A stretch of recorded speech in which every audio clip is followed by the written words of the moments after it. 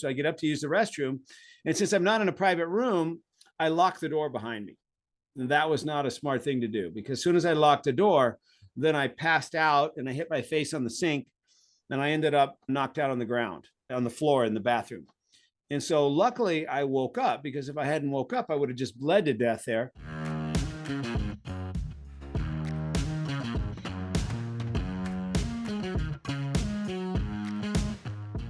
In this special bonus episode, I get to share some additional information with you about Dr. Gary Sanchez.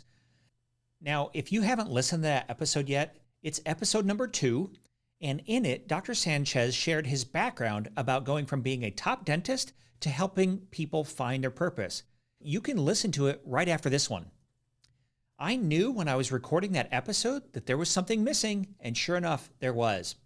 I had dinner with Dr. Sanchez here in Austin shortly after I recorded that first podcast, and that's when I heard the magic. He was holding out on me. So I asked if he would be willing to come on the podcast again and share his story, and thankfully he did. You're going to love this podcast, and something in it is going to flip the switch that you've been needing turned on. Now, I don't know exactly what that is for you, but just that this is exactly what you've been looking for.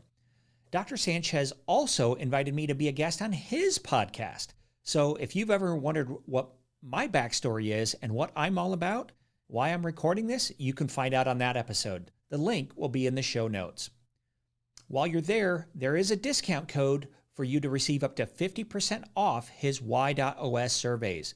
There's a higher level tier and a mid-level tier, so you can choose which one works for you. Frankly, I went with a higher level one that gives you 3 different survey results, and I really like that one. The insight is great, and it's going to help you figure out who you are and why you do the things you do.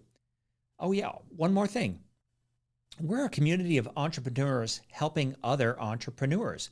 If you'd like additional resources related to the podcasts, go to icrichpeople.com to get show summaries, worksheets, and other goodies.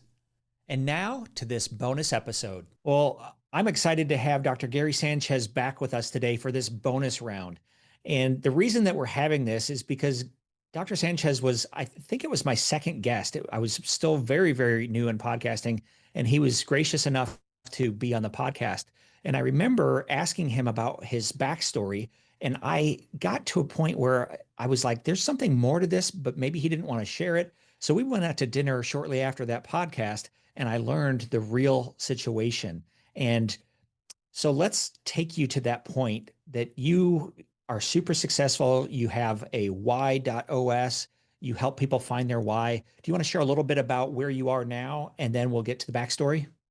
Yeah, so I developed the software that helps people find their why, their how, and their what, and builds their personal message for them. So it gives you the words to tell the world exactly who you are, right? People don't know what they want because they don't know who they are. You help them figure out who they are, and it becomes infinitely easier to help them figure out what they want. And, again, that's one of the most challenging questions to answer is, what is it that I want? There's this unlimited menu of options and things you could do with your life, people you could connect with, and how do you make that decision? Well, finding your why, how, and what, which we call your Y.OS or Y operating system, is the first step in doing that. And so I developed the software that does that for you. But what we were talking about is I developed this whole Y Institute while I was a dentist. And so I was a dentist for about 32 years. I was struggling to figure out my own why. Once I figured it out, I started helping anybody who would let me find theirs. So if you were a patient in my practice, you were going to get your why discovered. If you're sitting next to me on an airplane, you're going to get your why discovered. And I did this for thousands of people for free for the next 7 to 10 years, just because it was something that was a better way to help people understand themselves. And I wanted to share it with them. So the question I often get is, why did you leave dentistry? Because at that time, my practice was doing very, very well, right? I was working 3 days a week. I was making a lot of money. I could have just wrote it out. It's what I had studied for 30 years to do. And how did you end up making the switch from that to creating your own company called the Y Institute and bringing this to the world through speaking and software? That's a very hard decision to make. So, for the listeners, Matt, I want you to imagine that you went to 8 years of college to do this, right? Undergrad in dental school.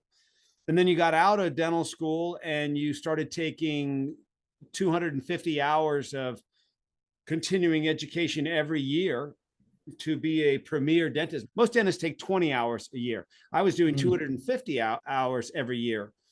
Wow. Invested millions of dollars into our practice and technology and all the stuff to become a very high level premier dentist. And now I'm going to walk away from that. That's not an easy thing to do. So what actually happened was I was at an event called Zozobra. Zozobra is like a Burning Man kind of thing they had in Santa Fe. I'm in Albuquerque. This was in Santa Fe. So I was there for a buddy's 45th birthday. And so we ate and drank a little too much, woke up the next day with a headache. Not a big deal. Took a couple Advil, went back to bed. Well, one of the Advil didn't dissolve and it lodged into my GI tract and it burnt a hole right where there was an artery. And I started bleeding internally and I didn't know it. I just didn't feel good. And I didn't know him. I just hung over, and so on my way back from Santa Fe, which is about an hour away, I went by the gym and said, I'm going to try to work this off. And then I get home after that and I'm still feeling crummy. And I start throwing up blood, a lot of blood, and blood starts coming out everywhere. And obviously realized that wasn't a good thing. So I went to the ER and they made me wait about 11 hours. It was a very busy weekend. So here I am. I even showed them a picture of when I was throwing up, what it looked like. And they're like, oh yeah, we know what's going on. And so they made me wait 11 hours. So by the time they finally admitted me, my blood pressure was 60/30. And I'd lost half of my blood. And being in the business you are, you know a lot about that. That's not very good. Yeah, you need a minimum. The top number is systolic. You need a minimum of 80 to perfuse your brain, to keep blood flow to your brain. So when he says his blood pressure's at 60, he's not perfusing his brain, which means his brain's not getting the oxygen that he needs. That's a terrible thing. And that was Burning Man weekend, you said? So not Burning Man, but it was called Zobro. It was more of a okay. show. It's not like a drug thing or Okay. it's just a one night show where they burn this huge puppet. So Are there a lot of people in town like similar to Burning Man? So is that why the ER was overwhelmed? yes, exactly. Well, and it was Labor Day weekend. Got it. Right? And so there's about 20,000 people that go to that event. But it's more of a show. It's more of like a present, this big thing burns and everybody, it's a couple hours. And it's not like a drug infested, spend a weekend, running around naked kind of thing. So they finally admit me and they put me in a room that wasn't private because it was such a busy weekend. And so blood in your GI tract acts like a laxative. So you have to use the restroom. So I get up to use the restroom. And since I'm not in a private room, I lock the door behind me. And that was not a smart thing to do because as soon as I locked the door, then I passed out and I hit my face on the sink and I ended up, knocked out on the ground and on the floor in the bathroom. And so luckily I woke up because if I hadn't woke up, I would have just bled to death there. And when I woke up, blood everywhere, I pushed the door open and then I passed out. And so the next thing I know, I wake up and somebody had found me. And next thing I know, I wake up, I'm in this bed. They've cut all my clothes off. I have the 2 pads on me. They go to revive me, then off to surgery to try to get to the, they tried to do a scope to try to get to it to stop the bleeding. And they couldn't get to it. Where it was located, they couldn't get to it. And so they just decide they're going to wait. And they're going to do a CAT scan to see if I've stopped bleeding.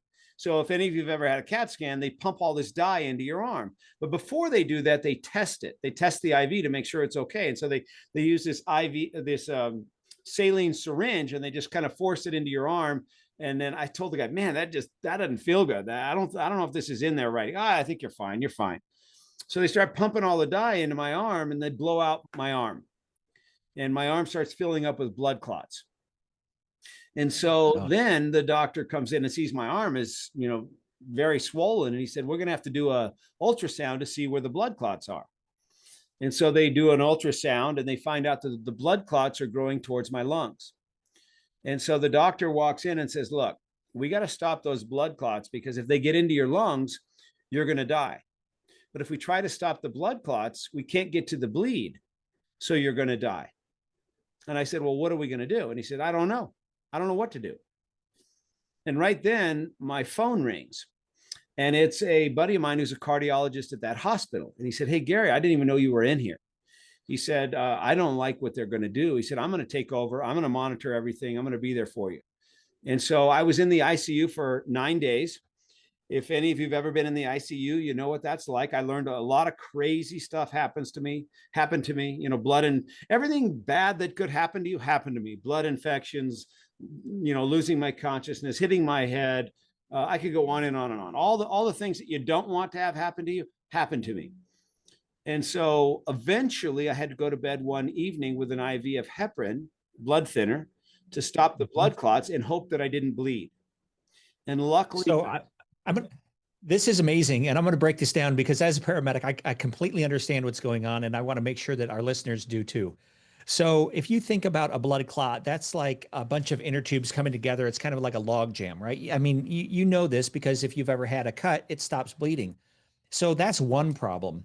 The other problem is he's bleeding internally. And so when you give something to stop the clots in the arm, the counter factor is that it's going to cause more bleeding in your esophagus. So you really were knocking on death's doorstep.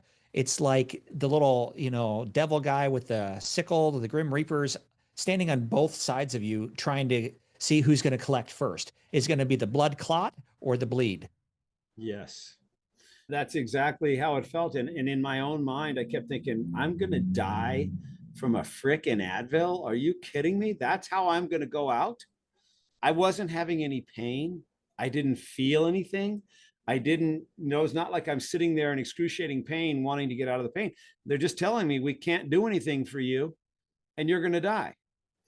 And that's not a good place to be at all. And so when I went to, there's a whole lot more to the story that I could tell you, but once they figured out that I could take the blood thinners and not bleed, that's when they were able to treat me with blood thinners, and I was able to get through it, stop the blood clot, the bleed didn't happen, and I was able to get out of the hospital. So a lot of stuff happened to my brain during that time. I ended up having to go to Indianapolis and have these scans and go through all this testing. I was doing stuff like, I'd show up to work with 2 different shoes on. I was turning the alarm on everybody when I would leave at lunch. Just stuff that was way out of character to me. And it got so bad that I didn't even want to talk. I couldn't remember people's names. I couldn't put words together. I could see out of the corner of my eye in our team meetings in the morning that they couldn't even understand what I was saying. And I could see them looking at each other like, what is he talking about? And so stuff wasn't working quite right. Ended up going to Indianapolis, like I said, and went through all these tests and found out that it was really all due to PTSD, which I thought, wasn't even a real thing until now I'm in the middle of it. And then I realized it is a real thing. And once that I was okay. You went from being one of the top dentists to somebody who's incoherent in a meeting in just a matter of days. Yes. Or weeks. All from this one sentinel event, this one pill. When you took that, were you having a headache? And if so, like how bad was it that you're like, hey, I needed to pop something? Just after I just had like a hangover from. It was just a casual thing. Yeah, it wasn't a big deal. But wow. I wonder how many people listening will now change that behavior. I know in my head, I'm like, I'm not going to take anything unless I absolutely have to, because this almost killed you.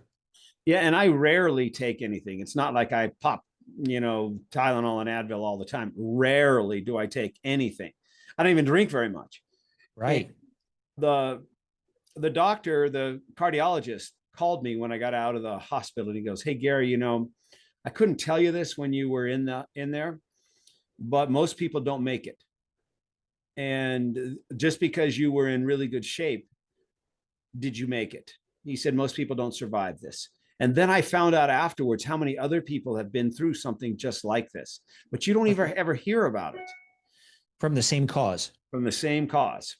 Wow. So your life is going pretty nice and boring. You're making lots of money. You're comfortable. You're working 3 days a week. And then this event happens. And that was your big reason why you changed. Is that right? Yeah. So when I finally got back to my practice, one of my patients who was in his mid 80s took me aside and he said, "Hey, Gary, you got a second chance on life here." He said, "When you get to be my age and you look back on your time on earth here, are you going to be glad that you stayed a dentist? Or are you going to wish that you'd taken this why thing to the world?" And I said, "I'm going to wish that I'd taken this why thing to the world." And he said, "Well, then you know what you need to do." And so that's when I walked away. I didn't know what I was doing. I didn't know anything about speaking on stages, I didn't have the software. There was no software. I didn't know how to build it. I didn't know any of what we're doing now, but I knew it's what I should be doing. It's where I will find the most fulfillment, the most fun, the most energy. I had unlimited energy for doing it. And so, does finding your why necessarily make your life easier? No, it doesn't. Could it, and most likely will it? Yes. But could it make it more challenging? Yes. And in my case, it did. I could have just wrote it out, right? I was doing great. I had 4-day weekends every week, but it's not what I was supposed to be doing with my time here. And so when I walked away, did I know what I was doing? No. Did I make a lot of mistakes? Yes. Did I waste a lot of money? Yes. But man, has it been fulfilling. It has been so much fun. I've had unlimited energy for doing this. And so the direction was not clear, the path was not clear, but the why was clear. And for those of you who may not know your why, can you briefly tell us what that is and why that's important in this story? So your why is why you do what you do everywhere you go. Why you were put on earth. What were you put here to do? What is that special thing that you have? And so for Matt, his why is to contribute to a greater cause, add value, have an impact on the lives of others. He wants to help. He wants to be that pebble that starts the ripple effect that goes on in the lives of others.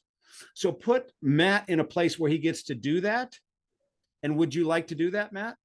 I would totally love to do that. And I'm going to do a shout out. I was just on Dr. Sanchez's podcast, and that's going to be coming out. I'll post that. But that was such a treat. And if you want to hear about my backstory, he did a great job of helping me unpack that. So you're spot on that my why of contribute is to send that ripple effect. And that's why we have I See Rich People. Yeah. And for me, it was about finding a better way to help people understand themselves and then sharing that with the world. And when I get to do that, I've had unlimited energy for it ever since. That was about 6 years ago now that happened. And so I walked away, sold my practice, haven't looked back once, haven't even been back once, because Wow. this is what I should be doing. This is where I should spend my time. Again, it's not what I knew what to do, how to do it. I didn't have any experience with it, but I knew that's where I was supposed to spend my time, my energy, my resources, my connections. And it's been an awesome experience ever since. It's frustrating at times. Yes, it's the entrepreneurial experience, but I have unlimited energy for doing it. So this too will get through and we'll get to where we're trying to go, which is to help 1 billion people figure out who they are so they can live the life they were meant to live. If there's an entrepreneur out there, or maybe just somebody who's listening who maybe they're not even an entrepreneur and they just came across this podcast or they heard about you and wanted to learn more, what would you tell them if they're sitting there on that precipice? Do I jump or do I play it safe? Step 1, figure out who you are. Step 2, figure out if what you want to do is going to allow you to be that person, to live in alignment with it. So figuring out who you are, you can do that by figuring out your why, how, and what, which our software will do for you in 8 minutes, right? It only takes 8 minutes to go through and figure that out. But if you have another way to do it, you could do that as well. Maybe there's some other path that you want to take to figure out who you are. Go do it. And then decide whether what you want to do with your time, with your life, with your money is going to allow you to live in alignment with that. And if it will, jump. You'll love it. You won't look back. If it isn't going to, you could still do it, but you're going to run out of energy. If what you do is in alignment with your why, how, and what, you will love what you do. You will have passion for what you do. And passion is the fuel that gives you the energy to pursue your dreams. Without passion, you quit. With passion, you persevere. And perseverance is really the key in getting where you want to go. So make sure that what you want to do allows you to live who you were meant to be. I love that. As a paramedic, nobody said, I really hope I get to see a paramedic today on the worst day of my life. They get shot, they get stabbed, whatever it was, and suddenly I would show up at their doorstep. So just like you never know when your last day when the day could be your last day. And so I would encourage all of you. I'm going to talk to you for just a second. If you're sitting there and you don't know which way to go, get Dr. Gary's thing, go to his survey. It will help you. It helped me. It helped my family. It helped us. But if you're sitting there wondering why, start with that. And then if you're one of those people who is like, I think I want to go start a business, then we should connect, because my goal is to help people who are beginning level entrepreneurs, or maybe you're already successful, but you're not as successful as you want to be.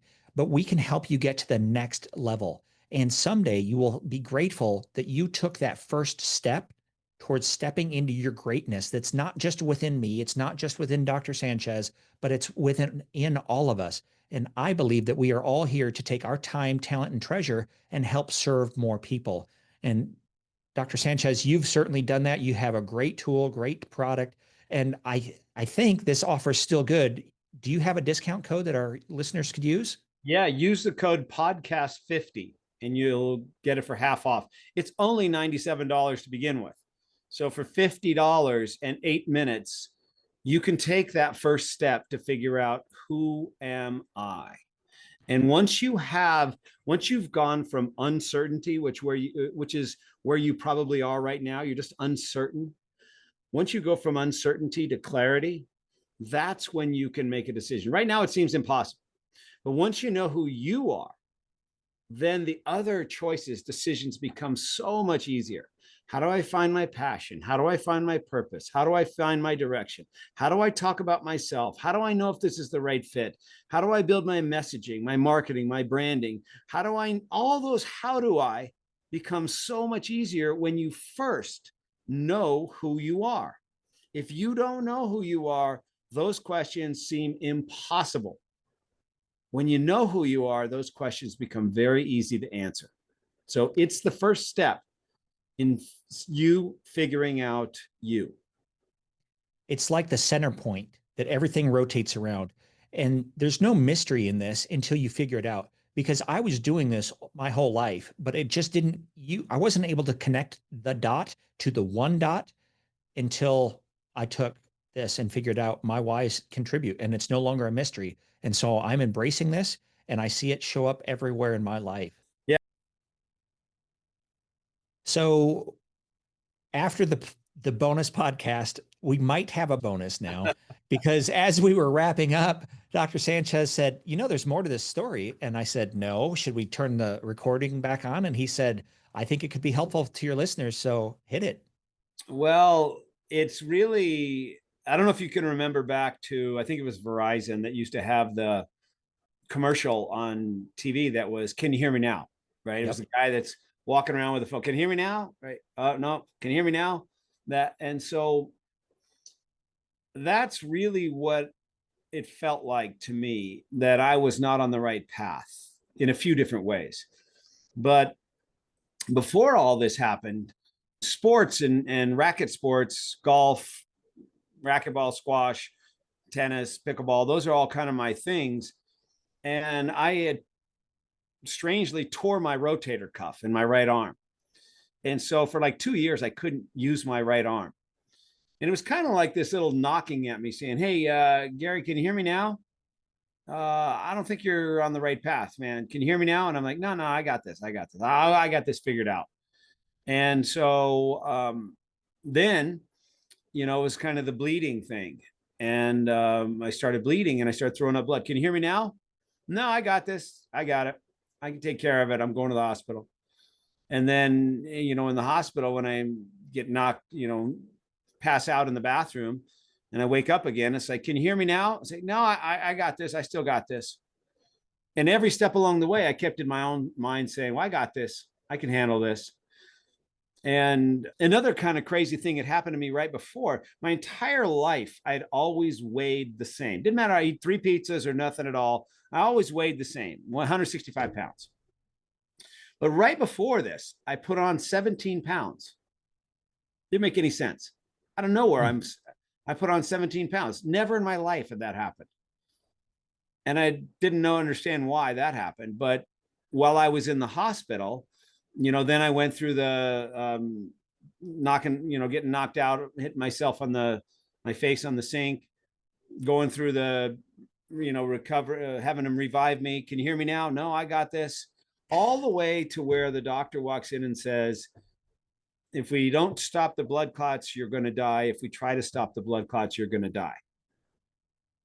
And then it was like, can you hear me now? And I'm like, yeah, I hear you, man. I hear you. And I felt like it was God talking to me. They're just saying, you're not on the right path. And I can hear you. I can hear you. I can't do this. I don't got this. This is something I don't have. And while I was in the hospital, I needed those 17 pounds to survive all the stuff that I went through. And when I walked back out of the hospital, those 17 pounds were gone. Really strange. A lot of things happened. So when I was in the hospital as well, there was a prayer group started by my wife and my daughters. And I had thousands of people praying for me. And I don't know if you, Matt, or any of the listeners have ever had thousands of people praying for you. No. Praying for somebody else, okay, but praying for you and what that feels like, being told, I want you to know there's thousands of people in our church right now. They're praying for you all over the country. They've spread this around. There's all these people praying for you. And I'm like, really? Gosh, dang. It's like, I can't let them down. I can't. There's no way I can let them down. So did you feel, what other ways were you feeling that? Was there anything very humbling, okay. Right? I'm typically I got this kind of person. I can handle it. Whatever it is, I can handle it. I'll stay calm. I'll get it done. I'll get it handled. But when I was told you're going to die, and I couldn't do it on my own, and then I had all these people praying for me, it was just it was kind of like they wrapped it around me. They were wrapped around me, helping me when I'm not so good at asking for help. And I'm not so good at accepting help. That means I can't do it myself. And it was definitely an awakening to the fact that I was not on the right path on a few different things. I wasn't on the right path with where I should be spending my time. What I'm doing is not what I should be doing. And it took something like that kind of a smack in the face, for me to make that decision to leave something I'd worked so hard at and knew so much about and was an expert at and had a successful practice doing, to walk away from that to something I know nothing about, had no idea what I was doing, no idea what was going to happen. It took that for me. But for those of you that are listening, hopefully you don't have to go through something like that. Maybe you can learn from what I went through to be able to realize if you're not on the right path. Maybe realize where you should be spending your time while you can. Because like Matt says, you never know when your last day is coming. Nope. And it took a lot for me. Maybe I'm just slow, or, think I got it all figured out, which I didn't. Maybe I needed to be humbled. Needed to be humbled, you said? Yeah. Do you think you were too comfortable in your life and didn't want to give that up? Because I'm guessing at some point you're sharing this with thousands of people on airplanes and friends and patients. So you knew that there was a bigger stage for you, but you were not accepting of that or not willing to take that risk or that next move. Fear. Fear. No, Yep. there's no other way I can think about it is I knew what I could do, should do, ought to do, want to do, might do someday. It's in the future, but not right now. Not right now. I got too much else on the line. If I just get to then, and I wish I would have done it sooner. If I could I go think back, I would do it way before when I did it. But I didn't have someone poking me to do it. And now then it became so obvious, especially when that guy said to me, when you get to be my age and you look back on your time here, are you going to wish you'd stayed a dentist? Are you going to be glad you stayed a dentist? Or are you going to wish you'd taken this Y thing to the world? I knew that's what I should do. I knew I had figured out something that was super valuable that people have been trying to do forever. I knew it, but I was too scared to go all in. that's a really common emotion of being scared. And Andrew Murdoch was recently on my podcast and it just released this week. And the idea that he shares is Andrew Murdoch is a YouTube person whose life was saved by a YouTube person. He got into a very dark place. And the thing that turned his life around is somebody telling him, when are you going to hit record? And what happens to those people who you haven't helped or saved before you hit record? And it was that kind of life changing moment in his life and your life. And multiple guests have hit rock bottom in some way, shape, or form. And a lot of times we think things are happening. Oh, no, sorry. So I guess we're still here. My okay. So let me continue. We think that things are happening to us when they're actually happening for us. And so maybe what's a bad thing, I know are we on time here? Do we need to go? So what you think is happening to you is actually happening for you. And so you were gaining weight. That was happening for you, not to you. There was an event that needed to happen in your life, and the God or universe or whoever you believe in, our listener, was helping Dr. Sanchez so that we could be here right now having this conversation to again hopefully help you with whatever your next step is. If you have been hesitant, if you have been fearful, you need to understand we all have felt that. I have not wanted to hit record. I have not wanted to publish or share things that I want to. But when we become vulnerable, people trust us. And when we are willing, we become able.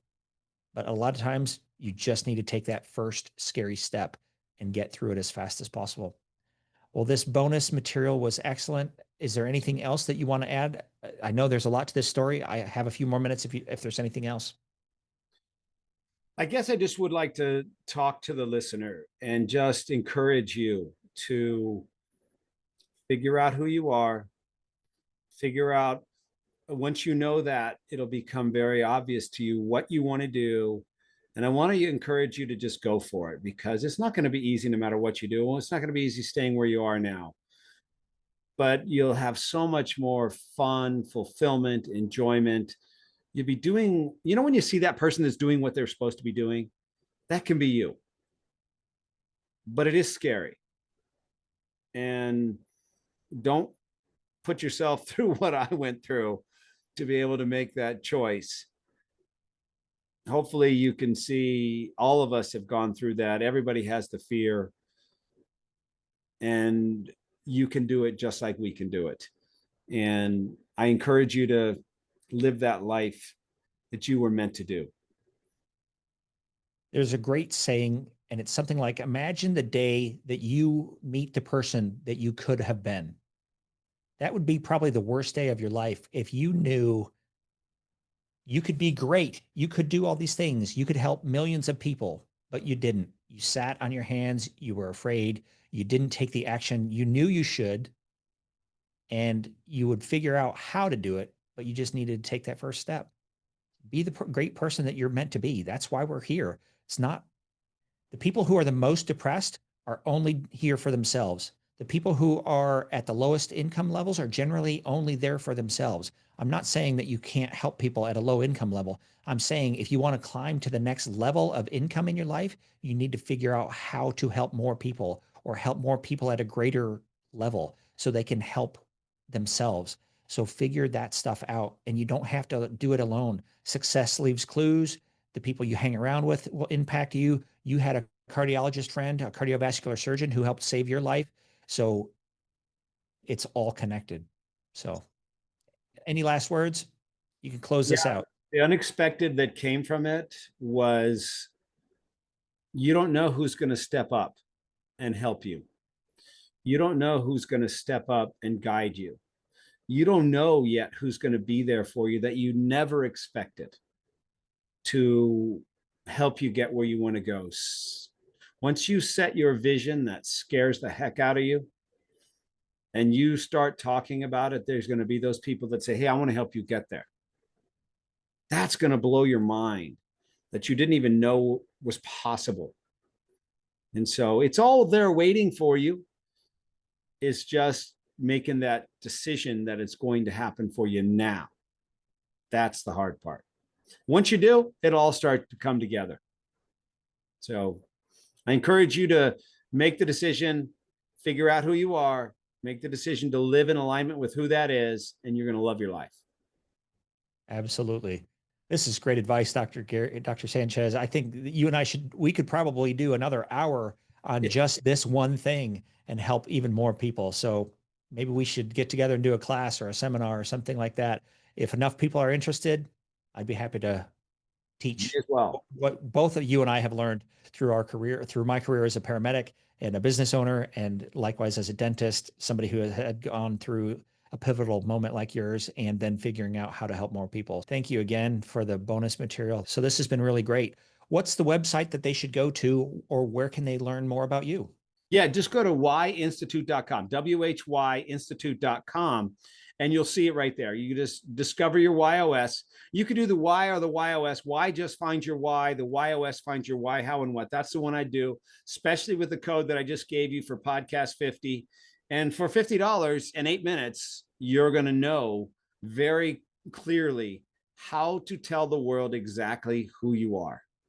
And that podcast 50, it's the numbers 50 for the 50, yeah, 50. 50. All right. Well, Dr. Sanchez, thank you so much for coming back on and sharing this really, really insightful story and sharing why you switched to doing your why. I love it. Thanks, Matt. We'll see you next time. Want more? Click below for extra resources in our podcast vault. We have show summaries, action plans, and information about coaching.